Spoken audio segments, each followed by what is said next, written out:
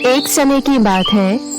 अनीशा अपनी चाची सुमित्रा और उनकी बेटी मोना के साथ रहा करती थी। अनीशा के माता पिता सेना में थे और वहीं पर लड़ते लड़ते उनकी मृत्यु हो गई थी, जिसके बाद से सुमित्रा ही अनीशा का ख्याल रखा करती थी। अनीशा दिखने में बिल्कुल भी खूबसूरत नहीं थी।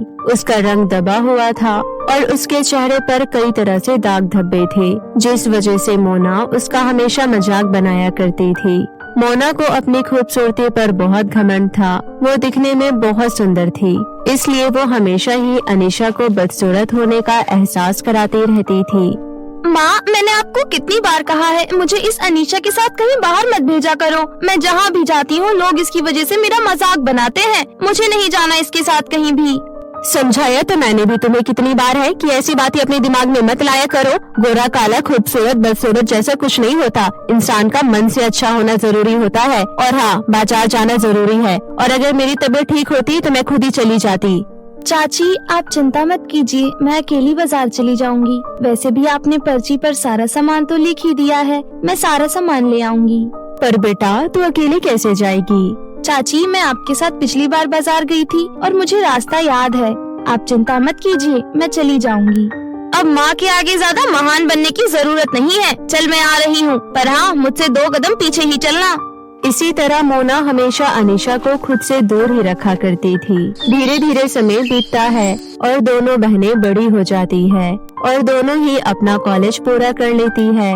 फिर एक दिन सुमित्रा अपने पति राकेश से कहती है, देखो जी, अब हमारी दोनों बेटियां बड़ी हो गई हैं। हमें एक एक करके दोनों की शादी करनी होगी। अब अनीशा बड़ी है तो पहले हमें उसके लिए लड़का ढूंढना होगा। आप जरा आसपास में बात चलाइए अनीशा की शादी की। ठीक है, मैं बात करता हूँ। इसके बाद अनीशा के लिए सुमित्रा और राकेश लड़के ढूंढना शुरू कर देते हैं, परंतु जो भी अनीशा की फोटो देखता था वो उनके मुंह पर ही मना कर देता था, क्योंकि किसी को भी अनीशा पसंद नहीं आती थी। कई लड़के वाले घर पर भी आए, परंतु जो सुमित्रा ने सोचा था उसका उल्टा ही हुआ। देखिए बहन जी, जो सच है वही कहूँगी। हमारा लड़का इतना हैंडसम है, अच्छी खासी जॉब करता है और हम लोग एक अच्छी सोसाइटी में रहते हैं। वहाँ के हिसाब से आपकी अनीशा हमारे बेटे के लिए सही नहीं है, पर हाँ, हमें आपकी बेटी मोना बड़ी पसंद आई है। अगर आप चाहें तो मोना और मेरे बेटे की बात आगे बढ़ा सकते हैं। नहीं बहन जी, अनीशा बड़ी है, पहले हमें उसकी शादी करानी है, उसके बाद ही हम मोना के लिए कुछ सोचेंगे।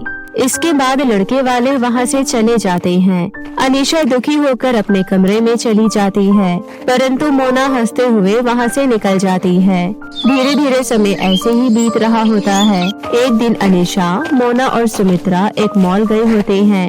वो लोग मॉल में घूम ही रहे होते हैं कि तभी सुमित्रा को अपनी एक सहेली दिख जाती है। अरे क्या बात है नीलम, तू तो बहुत ही दिनों बाद दिखी। फोन पर तो बातें बहुत होती है, पर तुझे ऐसे सामने से देखकर काफी अच्छा लगा। हाँ, ये बात तो तेरी बेटी मोना के लिए कहूँगी। फोटो में तो देखने में अच्छी लगती ही है, परंतु सामने से तो और भी ज्यादा खूबसूरत लग रही है। अच्छा, ये इसके साथ अनीशा है ना? हाँ, इसी के लिए तो मैंने तुझे रिश्ता ढूंढने के लिए कहा था। बता, तूने कोई रिश्ता ढूंढा? देख सुमित्रा, मैंने एक बहुत ही अच्छे घर का रिश्ता देख रखा है। लड़का बहुत हाई क्लास जॉब करता है, हाई क्लास फैमिली है और इससे अच्छा भला क्या ही चाहिए। पर अगर मैं उनके आगे अनीशा की बात करूंगी तो मेरी ही नाक नीचे हो जाएगी। अगर तू मोना के लिए कहे तो मैं बात आगे चलाती हूँ। नहीं, हमें पहले अनीशा की शादी करनी है। देख ले, जो था मैंने बता दिया। अगर तेरा मन बदल जाए तो मेरा नंबर तो तेरे पास है ही।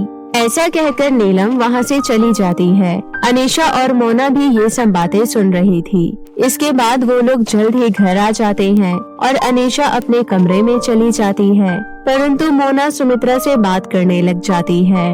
माँ, अगर आप इसी तरह अनीशा के चक्कर में पड़ी रही तो मेरी शादी कभी नहीं हो पाएगी। आप हमेशा उस अनीशा के चक्कर में मेरे लिए आए हुए रिश्ते को मना कर देती हो। मैं नहीं चाहती इस काली कलूटी की वजह से मैं जिंदगी भर इसी घर में पड़ी रहूं। अरे तेरे अंदर बिल्कुल भी दया नाम की चीज है या नहीं? वो तेरी बड़ी बहन है, पहले उसकी शादी होगी, उसके बाद तेरी होगी। वैसे ही उसकी शादी नहीं हो रही है। अगर हमने तेरी शादी पहले कर दी तो और ज्यादा दिक्कतें बढ़ जाएंगी। ठीक है, फिर उसकी वजह से मुझे भी बिठा कर रखो। ऐसा कहकर मोना गुस्से में वहाँ से निकल जाती है। अनीशा ये सब सुन रही होती है और ये सब सुनकर उसकी आंखों में आंसू आ जाते हैं। तभी वहाँ पर अनीशा के कमरे में मोना आ जाती है।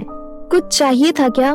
तुझसे मैं क्या लूंगी? तूने तो मेरा सब कुछ ले रखा है, मेरा सुख चैन, यहाँ तक कि मेरे माता पिता, उन्हें भी तूने अपना बना रखा है। ये तुम कैसी बातें कर रही हो? बिल्कुल ठीक कह रही हूँ। तुम्हारी वजह से हम सबका जीना दुश्वार हो रखा है। मम्मी पापा सुबह से लेकर शाम तक सिर्फ तुम्हारी वजह से परेशान रहते हैं और सिर्फ तुम्हारी वजह से मेरी भी शादी नहीं हो पा रही है, क्योंकि अगर मेरी पहले शादी हो गई तो तुम्हारी तो वैसे भी नहीं होगी। मुझे माफ कर दो मोना, मैं जानती हूँ ये सब मेरी वजह से हो रहा है, पर आखिर मैं करूँ तो क्या करूँ? पता नहीं मम्मी पापा तुम्हें इस घर में आखिर लाए ही क्यों? जब से आई हो सबकी जिंदगी दुश्वार कर रखी है। ऐसा कहकर मोना बाहर चली जाती है। वैसे तो मोना की बातों को अनीशा दिल पर नहीं लेती थी, परंतु आज जो भी मोना ने कहा वो सब सुनकर अनीशा की आंखें आंसुओं से भर जाती है। मेरी वजह से सब कितना परेशान है। चाचा और चाची दिन रात इधर से उधर भटकते रहते हैं कि मेरे लिए कोई लड़का मिल जाए, और मोना हमेशा इस वजह से परेशान रहती है कि मेरी वजह से उसकी शादी नहीं होगी। हर चीज की जड़ मैं ही हूँ। काश मैं भी अपने माता पिता के साथ भगवान के पास चली जाती। ऐसा कहकर अनीशा दुखी होकर अपने घर के पास वाली नदी पर चली जाती है और वहाँ रो रो कर अपना मन हल्का करने लगती है। हे भगवान, तूने आखिर मुझे ऐसा क्यों बनाया? अगर आज मैं खूबसूरत होती तो कोई दिक्कत नहीं होती। अनीशा इतना कहती है कि तभी वहाँ पर एक बहुत ही सुंदर सी परी प्रकट हो जाती है। शांत हो जाओ अनीशा, अपने मन को इतना दुखों से मत भरो। आप तो एक परी हो। हाँ अनीशा, मैं परी लोक से यहाँ आई हूँ, और वो भी केवल तुम्हारे लिए। मैं कुछ समझी नहीं। अनीशा, मैं अपनी जादुई शक्तियों से तुम्हारे बारे में सब कुछ जान चुकी हूँ। मैं जानती हूँ कि तुम किस हालात में जी रही हो, परंतु अब तुम्हें ऐसे जीना नहीं पड़ेगा।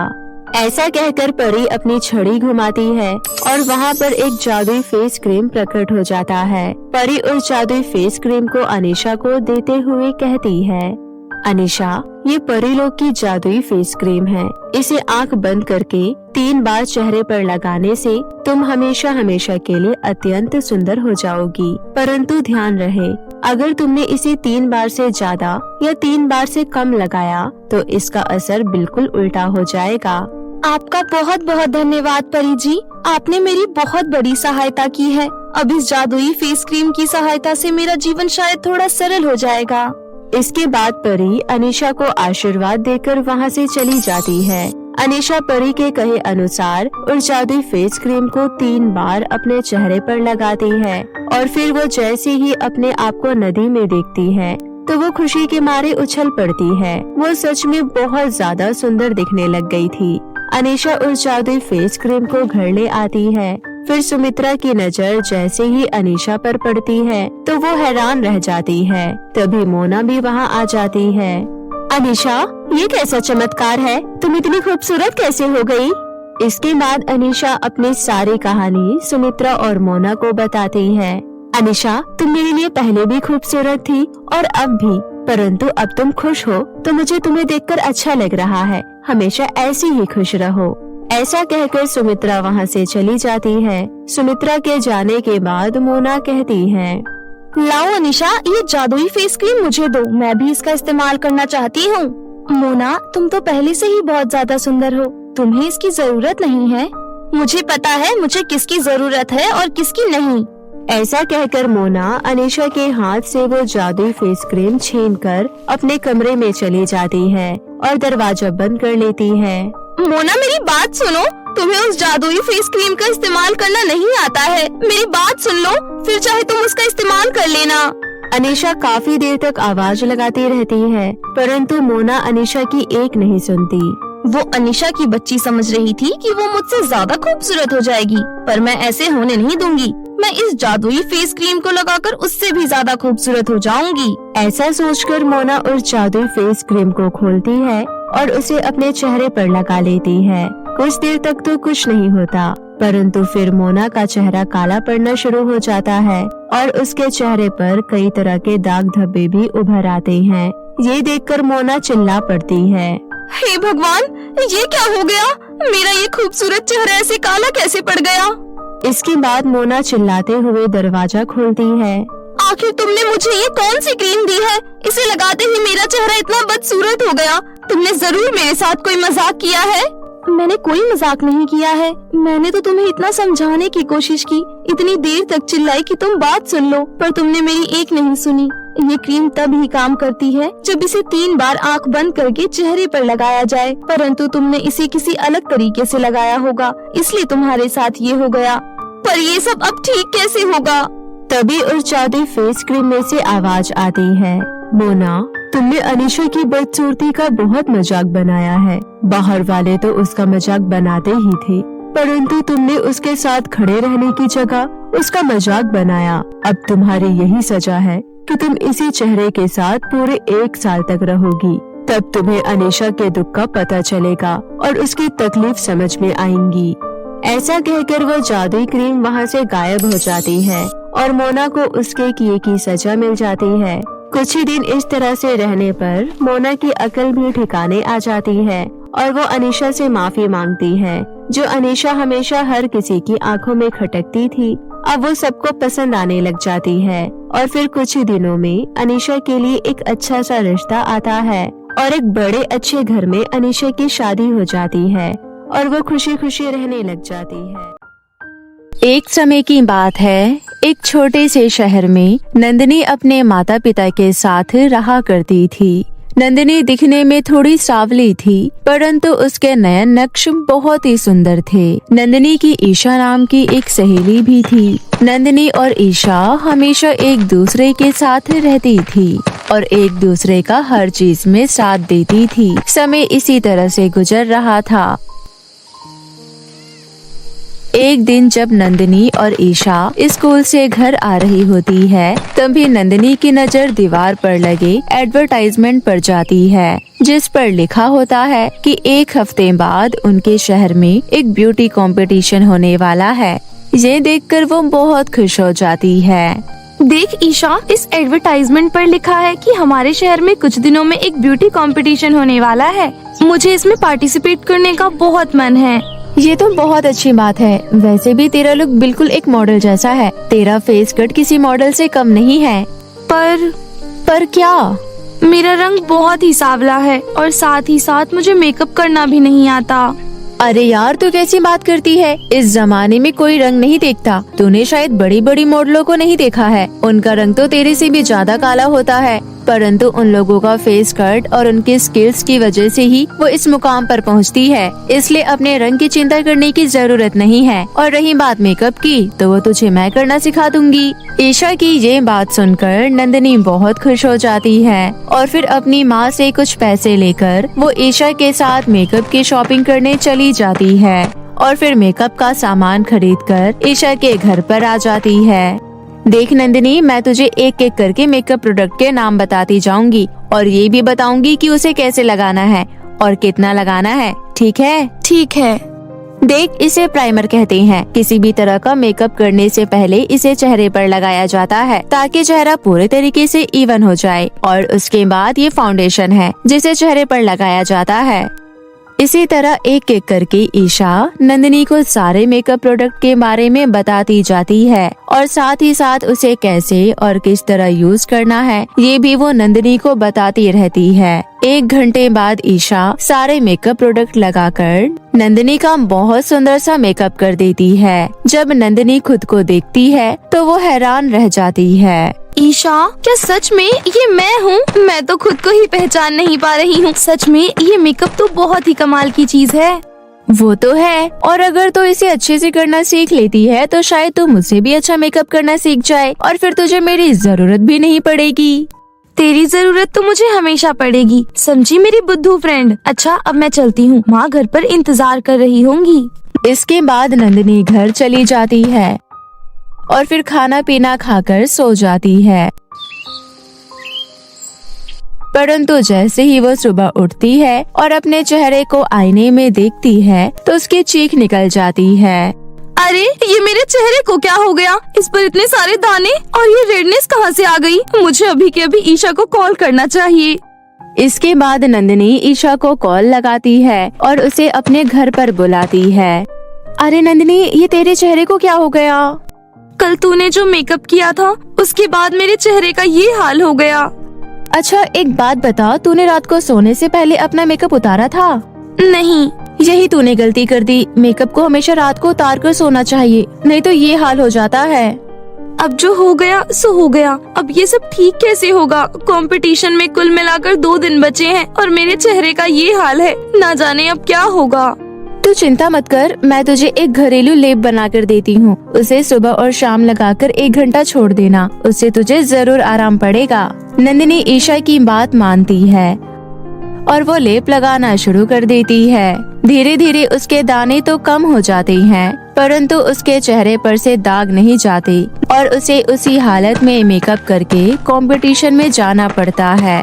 परंतु वही होता है जो नंदिनी ने सोचा होता है। उस ब्यूटी कंपटीशन में नंदिनी से भी कई गुना ज्यादा सुंदर लड़कियां आई होती है, जिनका चेहरा बिल्कुल साफ और खूबसूरत होता है। इसलिए काफी मेहनत करने के बाद भी नंदिनी इस मेकअप कंपटीशन को जीत नहीं पाती। इसलिए जब वो घर आती है तो अपने आप को एक कमरे में बंद कर लेती है। बेटा, खुद को ऐसे कमरे में बंद करने से क्या होगा? और वैसे भी हार जीत तो जीवन का सिलसिला है, ये चलता ही रहता है। अगर कोई हारेगा तभी तो कोई जीत पाएगा। अगर तुम इस छोटी सी हार की वजह से खुद को अंदर कैद कर लोगी तो जिंदगी में तुम कभी भी आगे नहीं बढ़ पाओगी। इसके बाद ईशा भी नंदिनी को समझाती है, जिसके बाद नंदिनी अपने आप को संभाल लेती है। फिर कुछ समय इसी तरह बीत जाता है और फिर एक दिन नंदिनी की पड़ोस वाली आंटी नंदिनी के घर आती है।